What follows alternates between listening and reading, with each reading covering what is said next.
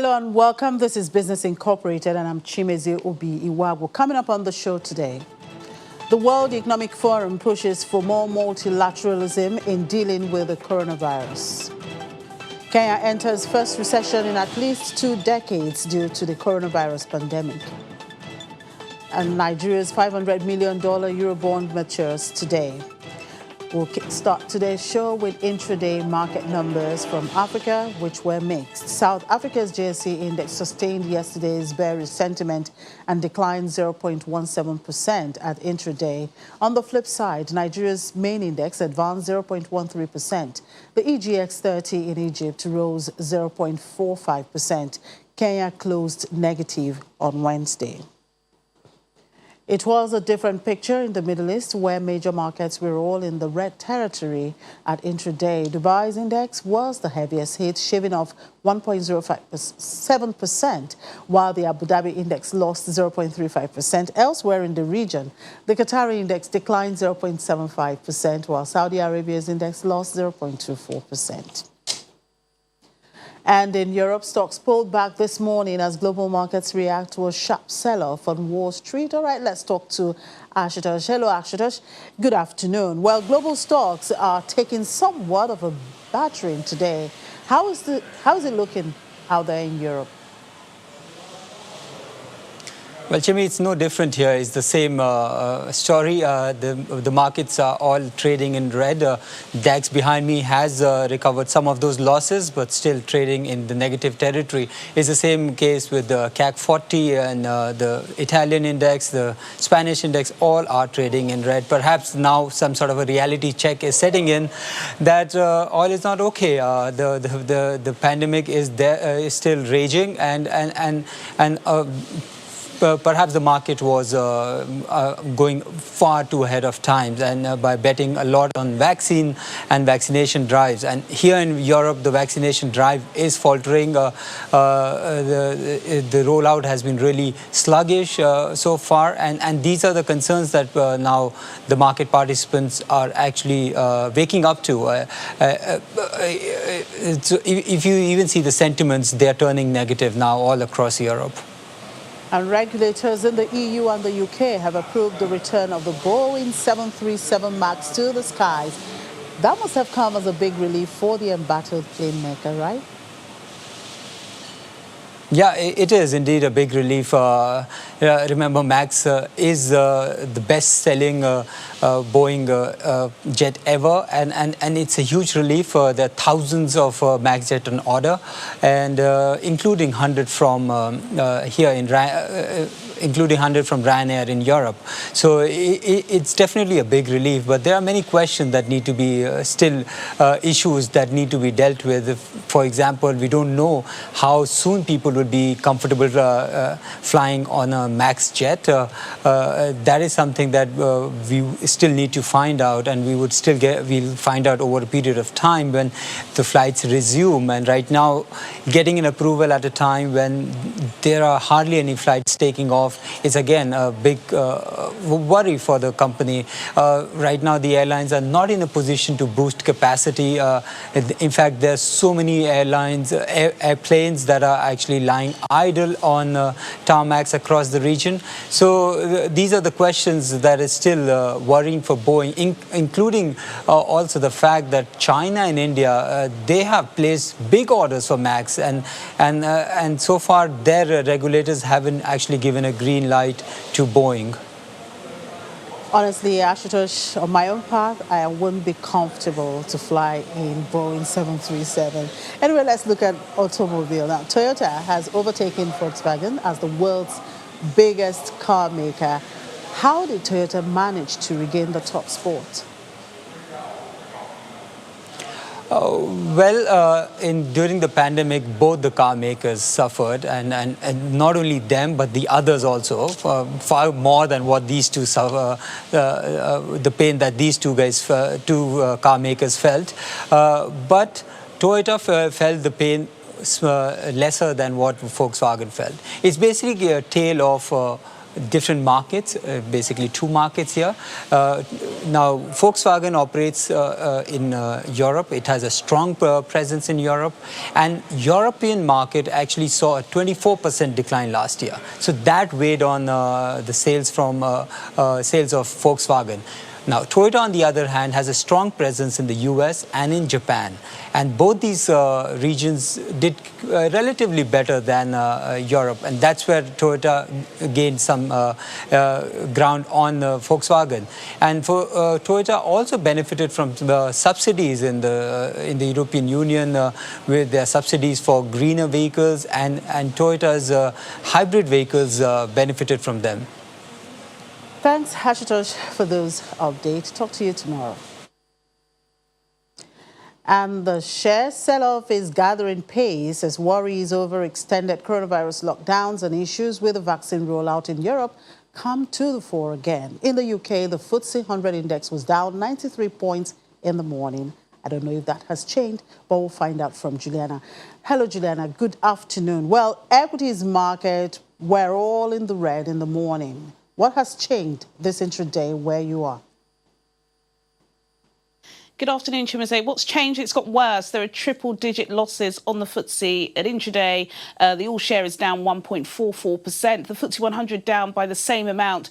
And the FTSE 250, the domestic market, is down 1.39%. Also a red day for the British pound. It's down against the US dollar by 0.35%, down on the euro by 0.32%, and down on the Japanese yen by 0.15%. Worth mentioning, Chimi, that we've just got some figures from the Office for National Statistics on the government's furlough scheme. If anybody needs reminding, the furlough scheme was the wage subsidy scheme that the British government have been paying people to stay at home. So far, it's cost the British government, or the taxpayer, because evidently we'll be paying it back soon, almost £50 billion. And it does show that actually there are more women on furlough than there are men. And the amount of employees that have been put on the furlough scheme has increased since October. A lot of economists are watching those details very, very closely, considering unemployment is rising here in Britain. And of course, we'll continue to watch for that. Now, Prudential shares are the biggest faller on the FTSE 100, down 7.7%. The British insurance and savings firm said it would spin off its US business, Jackson, to focus more on its fast-growing Asian and African businesses, and is also mulling plans to raise about $2.5 billion to about $3 billion in new equity. I don't know how much you know about this story. Gosh, it sounds like you know more than me, Chimeze. I'll just fill in the blanks from what you said. But as you said, 7.7% fall at the morning. It's actually increased now. Prudential shares are down by about 9%. And this announcement that they are going to demerge the Jackson unit of their huge conglomerate is just basically accelerating the company's plans to focus more on the high growth regions of Asia and Africa. Now, this isn't the first time that the company are doing this. They also demerged their British unit, M&G, in 2019. It's a 242-year-old firm. They have started to realise that they are seeing more growth prospects in those regions. The demergence is still subject to shareholder and regulatory approval. But as you said, the fact that the shares are down means at the moment the shareholders are not too happy about this announcement. And EasyJet had another grim quarter at the end of last year when revenue slumped almost 90%. But the biggest, the budget carrier is still planning for a surge in travel later this year. Just wondering what's driving EasyJet's optimism in the midst of upsurge in COVID-19 cases. And would like to know how the shares are also reacting to these earnings. Shares are not great. EasyJet, their shares are down 4%. And as you said, we've always known that the travel and tourism stocks are really had the lion's share of losses when it comes to COVID-19. Particularly here in the UK, we've still we're in 3 weeks into this third national lockdown. There doesn't appear to be an end in sight at all. And yesterday's announcement by Boris Johnson and Priti Patel, the Home Secretary, has left some airlines reeling, EasyJet being one of them. They have announced some of their figures from last year. Not great, as you said. Revenue down 88% to just £165 million. Passenger numbers down 87% if you compare it to the same period last year. Their CEO is doing the rounds on British media, and he says in this quarter he doesn't expect to fly more than 10% of what they were flying this period last year. Pretty worrying statistics from them. There is some optimism, of course. They are watching data on their websites, and the British holiday makers do like to soak themselves in the sun. There are some very brave folk that are still looking to have some sort of summer holiday, although staycations in this country are very, very popular at the moment, and they're holding on to that. They're hoping that the global vaccination process will continue in the trajectory that it's going, and then perhaps people will start getting back into the skies again. But they have mentioned that their cash burn every week is £40 million, which is an eye-watering sum. But again, travel and stocks are carrying the brunt of the COVID-19 pandemic. All right. Earnings season is still in full force, so we continue to track those numbers there. Juliana, enjoy the rest of the day. Talk to you tomorrow. Thank you. And the shares in Asia Pacific fell today following an overnight plunge on Wall Street that wiped out S&P 500's 2021 gains and left it in negative territory for the year. Mainland Chinese stocks dropped on the day, with the Shanghai Composite down 1.91%, while the Shenzhen Component declined 3.248%. Hong Kong's Hang Seng Index shared 2.3%. In Japan, the Nikkei 225 declined 1.53%. South Korea's Kospi fell 1.71%. Shares in Australia declined, with S&P ASX 200 dropping 1.93%. And stock futures tied to major U.S. equity indices were lower today as the market is poised to extend a sharp sell-off amid concerns about heightened speculative trading. Futures on the Dow Jones Industrial Average traded 10 points lower, while S&P 500 futures were little changed and Nasdaq 100 futures dipped 0.3%. Wall Street suffered steep losses on Wednesday, with the S&P 500 and Dow posting their worst day since October as the speculative buying frenzy in heavily shorted stocks kept investors on edge. Some fear that hedge funds being squeezed could be forced to reduce their equity holdings to raise cash.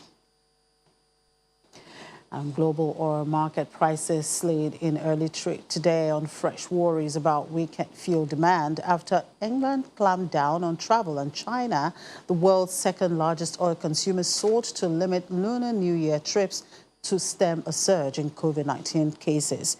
Brent crude futures fell 0.3% to $55.65 a barrel, while U.S. West Texas Intermediate crude futures fell 0.1% to $52.72 a barrel. The market had been supported earlier this week by a surprisingly large decline in U.S. crude stockpiles, which analysts said was due to a pickup in U.S. crude exports and a drop in imports. But attention is now turning back to demand concerns amid a rise in COVID-19 infections with contagious new variants. And in metal markets, prices edged lower earlier today as investors opted for the safety of the dollar after the U.S. Federal Reserve flagged concerns about the pace of recovery in the world's largest economy. Spot gold eased 0.3% to $1,839 per ounce, while U.S. gold futures shared 0.5% to $1,835. The dollar hit a more than 1 week high against rival currencies in the previous session. Among other precious metals, silver lost 0.2% to $25.18 an ounce. Platinum fell 0.2% to $1,063, and palladium was flat at $2,304. And when we come back after the break, domestic commodities market update is next.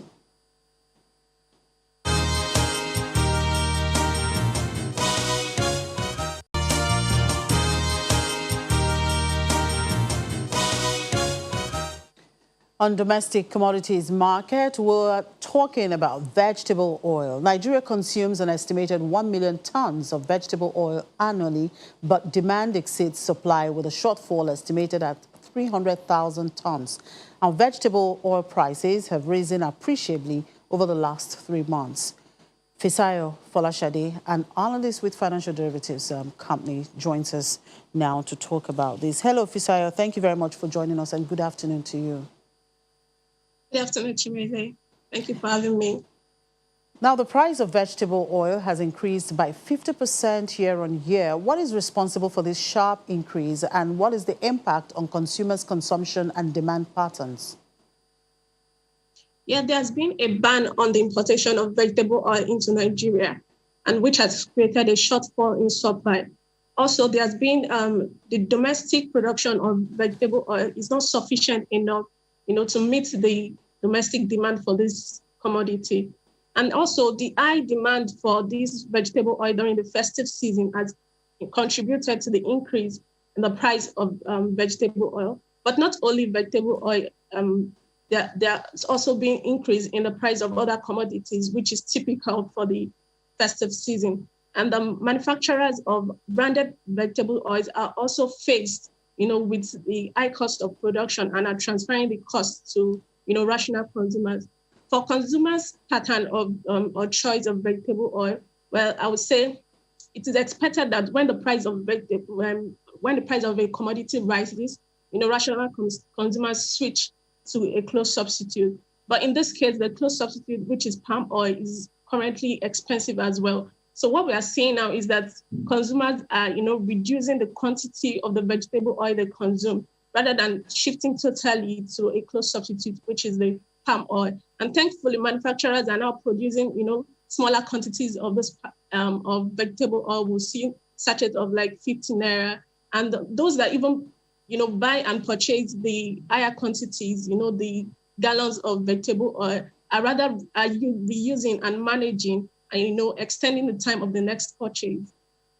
Now, the preferred types of vegetable oil in Nigeria have groundnut oil, soybean, and canola oil. Now, Nigerians are becoming very health conscious. It is believed that some of these oils are high in cholesterol. Does this have any influence in determining consumers' choice of vegetable oil?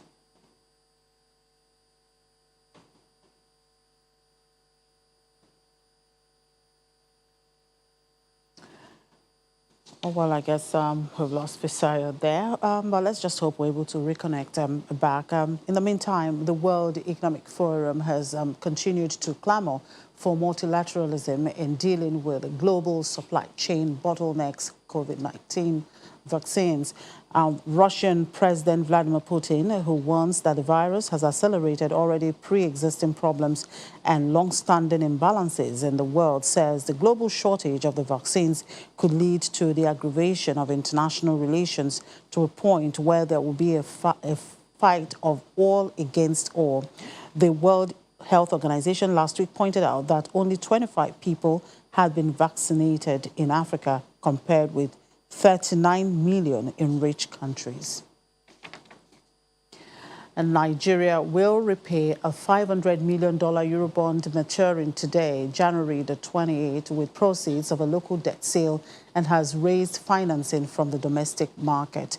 Nigeria is facing its worst recession in 40 years, brought on by an oil price crash, which has hammered its currency, created large financing needs, and caused chronic dollar shortages, frustrating businesses and individuals. The government had planned a Eurobond issue early last year to fund its budget deficit and refinance the $500 million Eurobond before it decided to defer the sale due to the turmoil caused by the COVID-19 pandemic.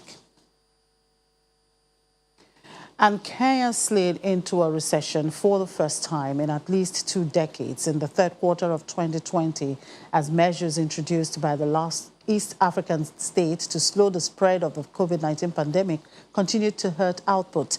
Data from Kenya National Bureau of Statistics shows gross domestic product in East Africa's biggest economy fell 1.1% year-on-year after shrinking a revised 5.5% in the second quarter. Before the decline in the second quarter, the economy last contracted in the third quarter of 2008 when post-election violence led to a 1.6% drop in output. COVID-19 shutdowns in key markets such as the European Union and the UK, as well as the global travel restrictions, hit the country's main foreign income earners, including tourism and exports of tea, flowers, fruit and vegetables. All right, let's get back talking domestic commodities, and Fusayo is back with us. All right, Fusayo, thank you very much for coming back. Okay, I was asking about the influence the choices of the vegetable oil have in determining, the consumer choice of this commodity. Yes, so I said there's been an increasing, awareness about health consciousness, eating healthy and, staying away from consuming, vegetable oil that are of high cholesterol, especially for adults who are above the age of 40. And there are other factors that influences consumers' choice of vegetable oil. Talk about the level of income in the country, the price of the vegetable oil itself, taste and preferences, and health issues that we're mentioning now. So for the elites and the middle class, they will be favored with the choice of eating healthy vegetable oil. But for the middle class and for the low class, rather, they'll be, they will prioritize cost and affordability to their health. Now, recently, there has been an increase in illicit and unbranded vegetable oil in Nigeria. What do you think should be done about this, and what will the impact of this be on the general price level of this commodity? Yeah, the efforts of the government and other regulatory bodies, towards the restriction of illicit and unbranded vegetable oil in Nigeria is so much appreciated, especially when putting into consideration the health of Nigerians. But also we have to look at the large population of people who consume these, unbranded vegetable oil. I think that the government, and that means there's a market for it and there's a high demand for it. So what the market and the government can do is to incorporate and invest into these, into the producers of the unbranded vegetable oil, restructure, rebrand them, give them reasons why they should produce quality vegetable oil, invest into their machineries, do proper quality test control for them, and bring them to the limelight, make them more efficient. And when the government does this, you'll see that there's going to be an increase in the production of quality vegetable oil in Nigeria, and there will be increase in supply as well. When there's an increase in supply, there's going to be a drastic decline in the price of vegetable oil. And Nigeria also will be able to compete with other oil exporting countries like Indonesia, China, and Malaysia. And thankfully, the implementation of AFTA has started. And if we are able to harness the opportunity in this commodity, we'll be able to trade successfully with other African countries. All right, thank you very much for your time, Fusayo. Enjoy the rest of the day. And finally, the International Monetary Fund says the coronavirus has hit South Africa's already ailing economy hard, and power cuts by state-owned utility Eskom will likely make things worse. The IMF warns that a return of nationwide electricity outages by debt-laden state utility Eskom would put further pressure on growth and public finances. According to the fund, reining in large fiscal deficits and debt will require containing the public wage bill and avoiding ill-targeted subsidies and transfers to inefficient state-owned enterprises. The IMF forecasts a contraction of 7.5% in 2020 GDP, while 2021 growth is seen at only 2.8%. And that's it on the program. Thank you for watching. I'm Chimeze Obi Iwagu.